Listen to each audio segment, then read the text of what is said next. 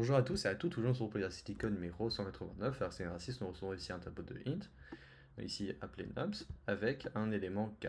Et donc pouvoir faire pivoter le tableau ici 3 fois. Alors ici ils appellent ça des steps, donc des étapes, où on devra pivoter à chaque fois. Ici 7, le dernier élément, va devenir aux premières étapes, donc au premier k, donc la première rotation qu'on va faire, il va devenir le premier élément. Après, le nouveau dernier élément 6 va devenir le premier élément et le nouveau dernier élément 5 va devenir le premier élément. Donc on fait ça 3 fois, donc à la fin qu'est-ce qui se passe en fait? Chaque élément est déplacé de 3. Donc 1 ici va se retrouver ici, le 2 va se retrouver ici, etc. etc. C'est comme ça qu'on fait. Alors ici on peut partir sur une approche assez simple et dire que on va faire chaque step un par une boucle.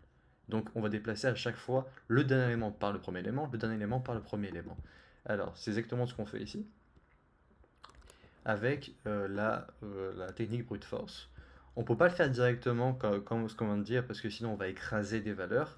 Alors qu'est-ce qu'on est censé faire? On met un tableau 1, 2, 3 avec k est égal à 1. Alors qu'est-ce qu'on fait?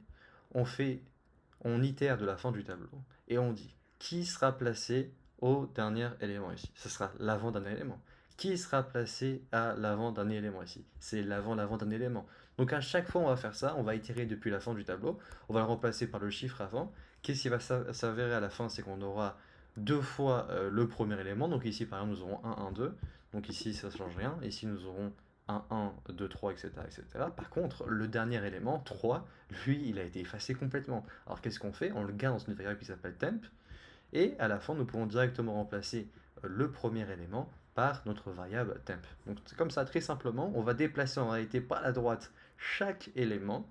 À la fin, nous avons une répétition au début et nous pouvons remplacer la répétition, donc la première répétition, par la variable temp. On va le faire autant de fois que k. Donc ici, comme c'est k est égal à 1, on peut le faire qu'une fois, mais sinon, si nous avons k est égal à 5, on va faire 5 fois toutes ces étapes-là. Donc en termes de code, qu'est-ce que ça donne? Donc ici juste c'est la formule avec modulo pour avoir le reste. Alors pourquoi c'est important? Ça nous permet de ne pas arriver dans des limites de tableau qui sont pas du tout valables et en fait de revenir au début dès qu'on finit en fait le tableau. Donc c'est comme ça qu'on utilise en réalité à chaque fois les index pour toutes les solutions qu'on va voir ensemble. Donc ici, on a une simple boucle. Donc chaque boucle représente un tour. Ici, on récupère le dernier élément. Ici, on itère depuis la fin. Donc à chaque fois, on va shifter en fait. On va déplacer, par exemple ici, l'avant d'un élément par le dernier élément, l'avant d'un élément par l'avant d'un élément, etc., etc. Et à la fin, très simplement, nous pourrons récupérer la temp, donc la dernière valeur, et la placer directement au début de notre tableau. Et après, nous devons bien sûr décrémenter k pour savoir quand s'arrêter quand on n'a plus de tours. Alors, on a aussi une deuxième possibilité, on va utiliser directement de l'espace supplémentaire avec un autre tableau temp. Donc ici, ce ne sera pas une variable, ce sera vraiment carrément un tableau. Alors, pourquoi cette approche-là, elle est super? Car on n'a pas besoin de simuler en réalité, pas de simuler, mais de faire en réalité tous les rotates, donc tous les tours.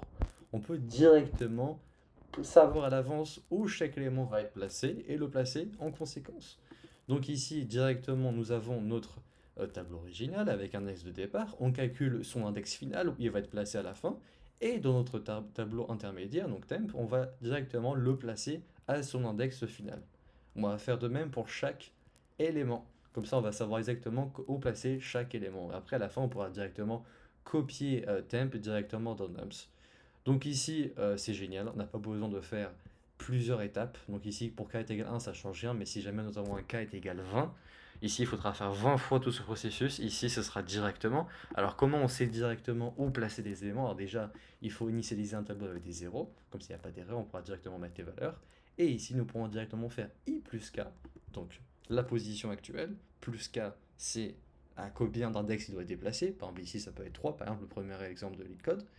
Et ici, on fait modulo n pour si jamais on sort du tableau, pouvoir revenir au début du tableau. Et ici, nous avons tout simplement la valeur actuelle. Et à la fin, il suffira juste de copier tmp dans nums. Alors, il y a une autre technique qui est très sympa. Donc ici, en réalité, si je peux résumer brute force, tout simplement, on prend la dernière valeur, on la met à la première valeur. En gros, c'est ce qu'on fait. Bien sûr, il faudra penser à chaque fois à déplacer chacune des valeurs et bien sûr toujours régler cette histoire de répétition. Extra space, elle est géniale. Directement, on pourra mettre à l'index final et après juste simplement copier TPMP. Et reverse, c'est beaucoup moins intuitif, mais ça marche très bien. Mais si vous le connaissez, vous pourrez vous servir toute votre vie. Donc ici, vous avez 1, 2, 3. On peut reverse, donc inverser le tableau. Donc on va arriver à 3, 2, 1. Et ici, nous pouvons séparer en deux notre tableau. On peut séparer la partie du début du tableau jusqu'à K, donc K pas inclus, et de K jusqu'à la fin du tableau. Après, il suffira juste de reverse, donc d'inverser ces deux groupes ici. Donc 3, on va le reverse, mais comme c'est qu'un élément, il n'y aura rien, donc on copie 3. Mais de 1, on va le reverse et ça va faire 1, 2. Et ça marche pour n'importe quel tableau. C'est vrai que c'est pas du tout intuitif, on pourrait pas croire que ça marche, mais ça marche. Sûrement avec des opérations mathématiques, vous pourrez prouver que ça marche et que c'est pas magique. Mais c'est vrai que c'est pas très intuitif, contrairement ici où ça ressemble à beaucoup d'autres exercices, ou ici où c'est carrément on fait ça entre guillemets manuellement.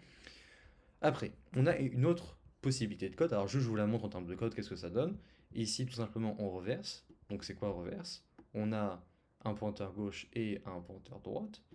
Donc au début, pointeur gauche, pointeur droit, ça sera le début et la fin du tableau. Donc le tout début du tableau et la fin du tableau. Après, pour le premier groupe, ça sera le début du tableau jusqu'à K. Donc K pas inclus, donc K-1. Et après de K pour le deuxième groupe.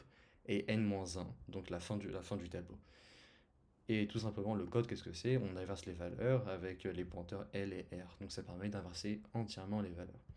Alors, on a une autre technique, elle, qui est beaucoup plus sympathique, cyclique traversale, qui ressemble beaucoup plus à ce qu'on peut faire dans d'autres exercices avec des itérations, etc.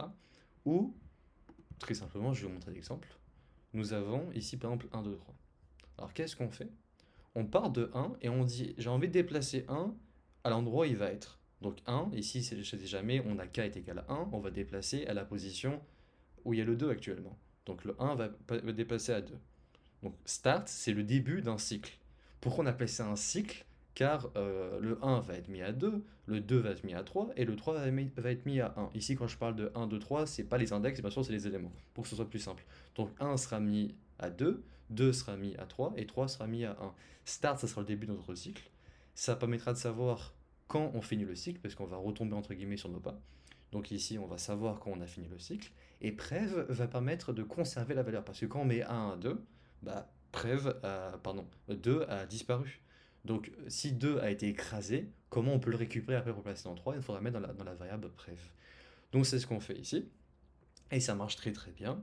Alors juste, il faudra faire comme attention, parce que ici c'est simple, on a un cycle qui se finit bien, dans le sens où on a le temps de voir chacune des valeurs, donc 1, 2, 3, donc c'est très bien, on va voir chaque valeur et on va déplacer à sa prochaine index. Par contre, des fois ça peut arriver que nous avons besoin de deux cycles. Pourquoi nous avons besoin de deux cycles? Imaginons que nous avons le tableau 1, 2, 3, 4, avec k est égal à 2, donc 1 sera mis à... Donc toujours encore une fois, je parle pas en index, je parle en élément. Donc 1 sera mis sur le 3 va être mis après sur le 1, bien sûr, parce qu'on sort du tableau, comme on ne peut pas sortir, on ne peut pas être là, donc on revient. Donc à la fin, on retombe sur 1. Et 1 a déjà été traité, 1 a déjà été déplacé, et 3 a déjà été déplacé à 1. Donc on n'a pas besoin de refaire, c'est un cycle infini. Et 2 et 4 ne seront jamais traités. Alors qu'est-ce qu'on fait? Dès que nous sommes retombés sur nos pattes, donc sur start, qu'est-ce qu'on doit faire? On peut faire start plus 1, donc changer l'index de départ de notre cycle, donc commencer ici un nouveau cycle à 2, et directement nous pouvons faire 2 et le mettre à 4, et 4 et le mettre à 2. Bien sûr, toujours le même principe, prev va permettre de conserver la valeur. Alors, j'espère avoir tout dit, je pense que oui. Et voilà, en termes de code, alors qu'est-ce que ça donne? C'est très simple. Alors pareil, ici on a juste une condition, voilà, c'est important. Comment on sait quand finir? Parce qu'en réalité, on peut avoir deux trois cycles, on peut avoir même 5 cycles. Et il n'y a pas de fin au cycle, on ne peut pas savoir, ça dépend des éléments. Alors comment on sait quand mettre fin à l'algorithme? En réalité, c'est pas quand on retombe sur nos pattes, car on peut avoir un deuxième cycle qui commence, mais c'est lorsqu'on a traité tous les éléments. Donc à chaque fois qu'on traite un élément, il faudra le compter et à la fin vérifier est-ce que Kant est inférieur à n. Donc tant que Kant est inférieur à n, c'est-à-dire qu'il y a encore des nombres à traiter, donc on va les traiter, on va continuer. Tant que c'est vrai, donc tant que le cycle il est vrai, c'est-à-dire qu'on n'est pas retombé sur nos pattes, on n'est pas tombé dans un cycle, il faudra s'arrêter. Ici, on pourra faire strat plus est égal à 1 pour avoir un nouveau début de cycle. Alors, sinon, ici, on calcule le nouvel index. Donc, le nouvel index, c'est par exemple ici 1, on va déplacer. Donc, 0, on va le déplacer à index 1. Donc, c'est comme ça qu'on calcule l'index, toujours avec modulo pour éviter de sortir du tableau, de la portée du tableau. Et ici, nous pouvons tout simplement inverser les valeurs. Donc, ça veut dire que 1 sera mis à 2 et 2 sera conservé pour la prochaine itération. Donc c'est ce qu'on fait ici. En Python, on peut le faire simplement sans utiliser une variable intermédiaire. Et ici, nous pouvons conserver l'index, donc le nouvel index. Et ici, nous pouvons compter 1. Compter 1, bien sûr, pour toujours savoir si on a fini ou pas de traiter chacun des éléments.